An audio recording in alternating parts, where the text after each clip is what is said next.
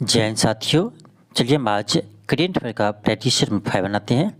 देखिए, मुझे आज थोड़ा तबीयत ख़राब था, इसीलिए आपको यह क्लास मॉर्निंग में नहीं करवा पाए थे। तो लेकिन चलिए आपको अभी हम करवा देते हैं। हालांकि आपका अभी भी तबीयत मुझे सही नहीं हुआ है, लेकिन चलिए फ़िलहाल आपको अभी सोचते कि कुछ करवा दें, क्योंकि बहुत सारे स्टूडेंट कमेंट कर रहे थे कि सर आज क्लास नहीं हुआ।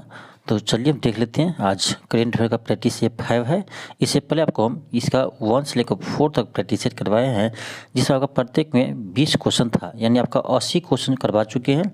और ये सभी क्वेश्चन आपका महत्वपूर्ण है। ऐसा नहीं है आपका कि किसी बुक से आपका ये लगातार क्वेश्चन हम लेते हैं, जो इम्पोर्टेंट क्वेश्चन रहता है उसी को हम लेकर आते हैं।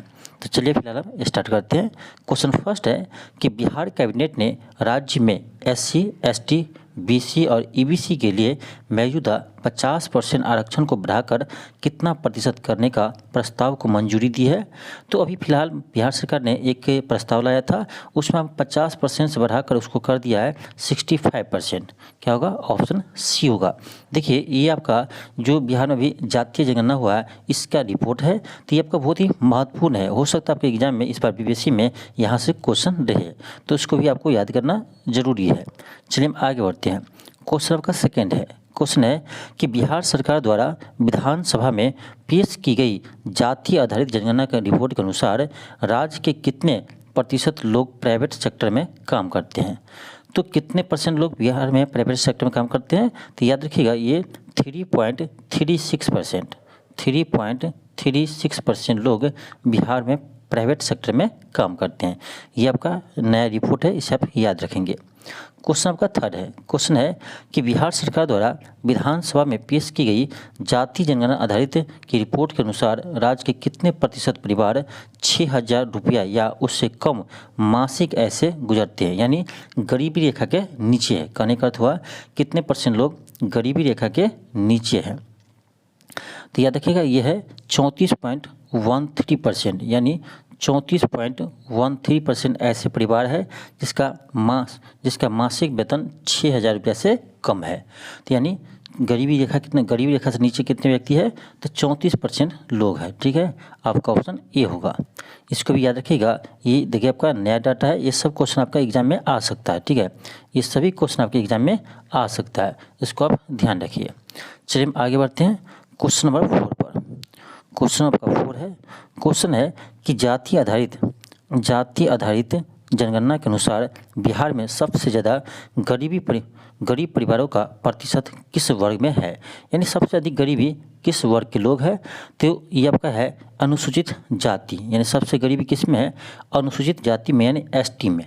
आपका क्या होगा? ऑप्शन डी होगा। ये सबका है क्वेश्चन 5 है। क्वेश्चन है कि बिहार जातीय गणना के अनुसार राज्य की कुल आबादी कितनी है। ये आपका बहुत ही महत्वपूर्ण प्रश्न है, क्योंकि अभी जो जातीय गणना हुआ है उसमें आपको जो काउंट हुआ है, ये आपका इसमें बिहार का जनसंख्या बता रहा है 13 करोड़, लगभग आपका 13 करोड़। उसको पूरे याद रखिए ऐसे, 13,25,310। क्योंकि आपसे एग्जाम में पूछेंगे तो ऐसे आपको पूरे डाटा इसमें देंगे। ऐसे नहीं कि सिर्फ 13 करोड़ आपको ऑप्शन देगा, ऐसे देगा मुझे लगता है, क्योंकि इससे भी पहले BPSC पूछा है जनगणना 2011 के अनुसार, तो उसमें आपको पूरे पूछता है फुल। तो ये पूरे आप याद रखिए कितना है, तो 13,07,25,310। तो इतना जनसंख्या अभी वर्तमान में बिहार की है, तो इसको आप ध्यान रखिए। ठीक है, इसको आप ध्यान रखिए। नेक्स्ट आपका है क्वेश्चन नंबर 6 है। क्वेश्चन 6 है कि बिहार जाति आधारित गणना के अनुसार हिंदू धर्म की आबादी राज्य में कितने प्रतिशत है, यानी बिहार में कितने प्रतिशत हिंदू है। तो बिहार में 81.99% हिंदू है। ऑप्शन क्या होगा? ए होगा, यानी 81.99% हिंदू है बिहार में, यानी हम इसको कह सकते हैं ये लगभग आपका आ जाएगा 82%। तो आपके एग्जाम में हो सकता है कि 81.99% दे ऑप्शन में, या आपको हो सकता है कि 82% दे। ठीक है, तो दोनों का आप ध्यान रखिए। ठीक है, तो 81.99% बिहार में हिंदू है। नेक्स्ट आपका क्वेश्चन 7 है। क्वेश्चन है कि बिहार जाति आधारित जनगणना के अनुसार राज्य की आबादी का कितना प्रतिशत इस्लाम धर्म की आबादी है, यानी बिहार में कितने प्रतिशत इस्लाम धर्म को मानने वाले हैं, तो ये है 17.7%। याद रखिए बिहार में इस्लाम है 17.7%। ठीक है, ऑप्शन क्या होगा, ऑप्शन डी होगा। चलिए आगे बढ़ते हैं। देखिए ये सभी क्वेश्चन आपका इंपॉर्टेंट है, सभी आप याद कर लीजिए, क्योंकि ये सभी आपका अभी जो जातीय जनगणना हुआ है उसका क्वेश्चन है, तो ये आपका इंपॉर्टेंट है, एग्जाम में आपका हो सकता है यहाँ से क्वेश्चन रहे। ठीक है, क्वेश्चन 8 है कि बिहार जातीय आधारित गणना के अनुसार राज्य में अति पिछड़ा वर्ग की कितने प्रतिशत आबादी है, यानी ईबीसी की कितने प्रतिशत आबादी है, तो याद रखिए बिहार में ईबीसी की आबादी है 36% और ये सबसे ज़्यादा है। ठीक है, बिहार में ईबीसी की यानी प्रतिशत है 36%, ये आपका बिहार में सबसे अधिक आबादी ईबीसी का ही है। ठीक है, इसको भी ध्यान रखिए, ये भी आपका महत्वपूर्ण प्रश्न है। चलिए हम आगे बढ़ते हैं। क्वेश्चन 9 है, क्वेश्चन है कि बिहार जातीय आधारित गणना के अनुसार राज्य की कुल आबादी का कितना प्रतिशत अनारक्षित यानी ईडब्ल्यूएस शामिल है, कितना परसेंट ईडब्ल्यूएस है। ठीक है, आपको बताना है बिहार में कितना परसेंट ईडब्ल्यूएस है, तो याद रखिए ये है 15.52%। 15.52% है ईडब्ल्यूएस, बिहार में 15.52% है ईडब्ल्यूएस, इसको भी ध्यान रखेंगे। चलिए हम आगे बढ़ते हैं। क्वेश्चन 10 है, क्वेश्चन कर रहा है T20 इंटरनेशनल में किस खिलाड़ी ने सबसे तेज हाफ सेंचुरी बनाकर भारतीय खिलाड़ी युवराज सिंह का रिकॉर्ड तोड़ दिया है, तो ये है दीपेंद्र सिंह एरी, ये नेपाल की खिलाड़ी है। ठीक है, ये एशिया कप में ये रिकॉर्ड तोड़ा है और इसने 6 गेंद में 6 छक्का का जो युवराज सिंह का रिकॉर्ड था उसको भी तोड़ा है, यानी 6 गेंद में 6 छक्का ये भी लगाया है। ठीक है, और ये मात्र 12 गेंद में अर्धशतक लगाया है। ठीक है, मात्र 12 गेंद में 50 लगाया है T20 में, तो अभी तक का सबसे फास्टेस्ट 50 इसी का हो गया, यानी ये युवराज सिंह के रिकॉर्ड को तोड़ दिया है। तो बहुत ही महत्वपूर्ण प्रश्न है, इसको आप ध्यान रखिएगा। नेक्स्ट आपका क्वेश्चन 11 है, क्वेश्चन है कि रेलवे बोर्ड की प्रथम महिला चेयरमैन कौन बनी है, तो ये बने जया वर्मा सिन्हा, ऑप्शन बी होगा। नेक्स्ट आपका क्वेश्चन 12 है, क्वेश्चन है कि वर्ष 2023 में रमन मैग्सेसे अवार्ड को से सम्मानित 4 संयुक्त विजेताओं में से कौन भारतीय व्यक्ति शामिल है, ये है डॉक्टर रवि कनआर। कौन है, डॉक्टर रवि कनआर है, इसको आप ध्यान रखेंगे।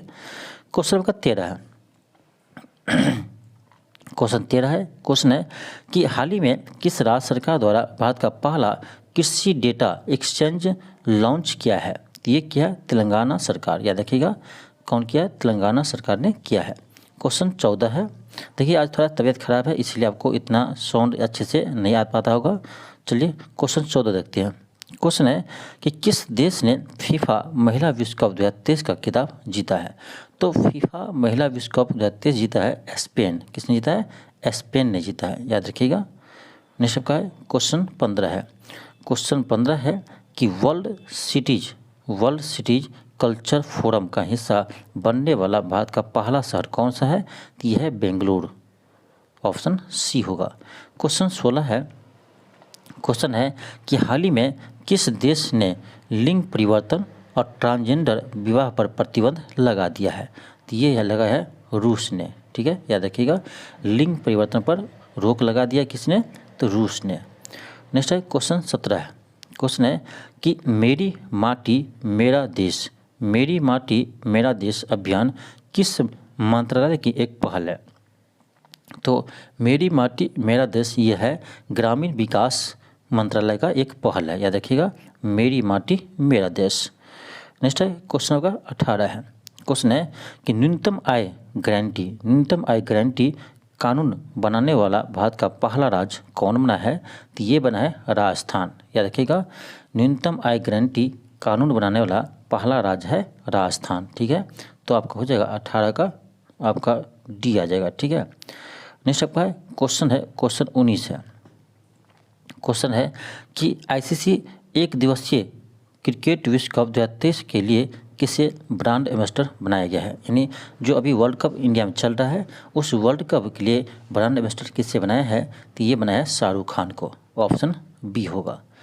नेक्स्ट आपका क्वेश्चन है आपका क्वेश्चन है कि भारत के बाहर पहले IIT परिसर की स्थापना किस देश में की जाएगी? यानी भारत के बाहर पहले IIT की स्थापना कहाँ की जाएगी? तो ये क्या जगह? तंजानिया में। याद रखिएगा, कहाँ किया जाएगा? तंजानिया में किया जाएगा। नेक्स्ट का क्वेश्चन 20 है। क्वेश्चन 20 है कि वर्ष 2021 का गांधी शांति पुरस्कार से किसे सम्मानित किया जाएगा? अब कहेंगे सर ये 2021 का करेंट अफेयर अभी पूछेंगे, तो ये वर्ष 2021 के लिए मिला है, लेकिन ये अवार्ड 2023 में मिला है। ठीक है, ये अवार्ड 2021 के लिए मिला है, लेकिन ये अवार्ड 2023 में मिला है, इसलिए आपका ये 2023 का ही करेंट अफेयर है। ठीक है, तो क्वेश्चन था वर्ष 2021 का गांधी शांति पुरस्कार से किसे सम्मानित किया जाएगा? तो ये सम्मानित किया है गीता प्रेस उत्तर प्रदेश को। जो उत्तर प्रदेश में है गीता प्रेस, इसे गांधी शांति पुरस्कार से सम्मानित किया गया है। तो ये था आपका 20 क्वेश्चन का प्रैक्टिस सेट। तो चलिए मिलते हैं आपको नेक्स्ट डे में। आज के लिए इतना ही। थैंक यू, धन्यवाद।